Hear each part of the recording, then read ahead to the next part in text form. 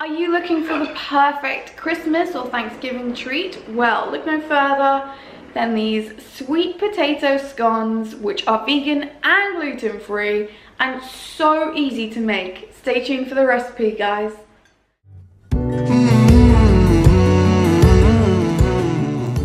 Hey guys, this recipe is so quick, so simple, perfect for fall.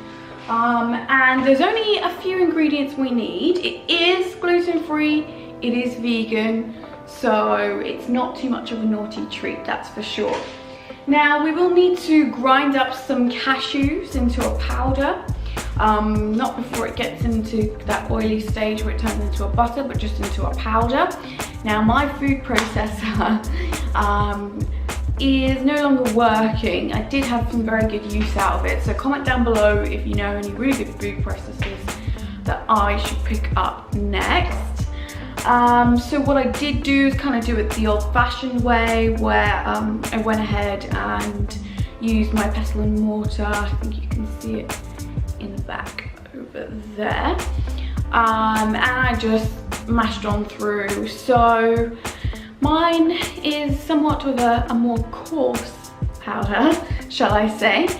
So yeah, if you want to go, you can do the same. You'll just have a bit more of a crunchy batter. We will also need some coconut sugar. Coconut sugar smells and is absolutely gorgeous. It's a lovely, lovely brown colour. It has very, very caramelly notes. And of course, it's less processed than granulated white sugar or even packed brown sugar, which the original recipe did call for. Ashwagandha powder, I've just added a teaspoon of that in there. It has so many benefits. I will explain that shortly. We've got some baking soda, ground nutmeg, cinnamon in there. We've got some chickpea flour, some chocolate chips, which we're going to pop in a little bit later on. We will need some flaxseed meal because we are going to be making flax eggs, some coconut oil, and we will need a pinch of sea salt. And of course, star of the show is some sweet potato, which I've just mashed up after cooking. So really, the next step is just to go ahead, mix all the dry, then mix the wet, including the flax egg, and then make a dough, and then pop it into this beautiful cake tin, which I've just lined with parchment paper, as you can see.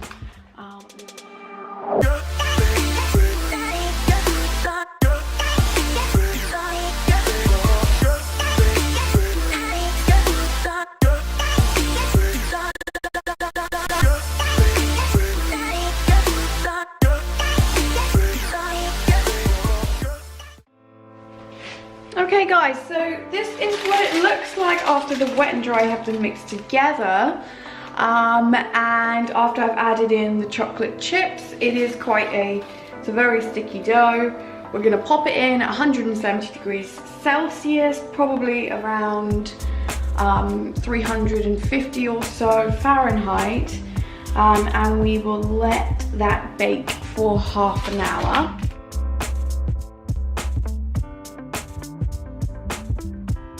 Subconscious food is all about getting you to be the co-creator of your life through the food we eat, the thoughts we think, and the inspired action we take in order to manifest our desires.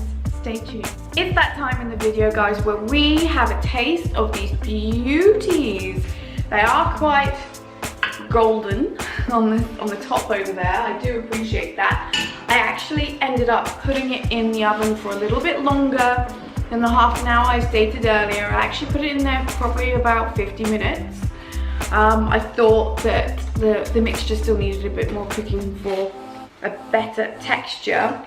This is where I cut out, just using like a normal glass, just to make better scone shapes, because it was in a cake tin, so you can see it over there. The result is these beauties, which are thick and very plump and juicy, and I can actually see quite a lot of the cashew in it, which I guess has some of those, you know, those chunkier bits, so that's quite cool.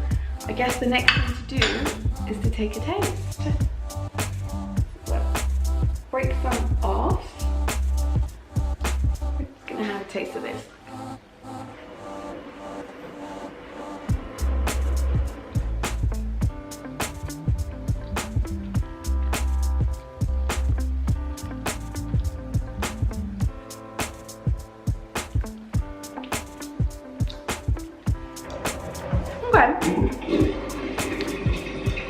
The taste of the nutmeg comes streaming in through.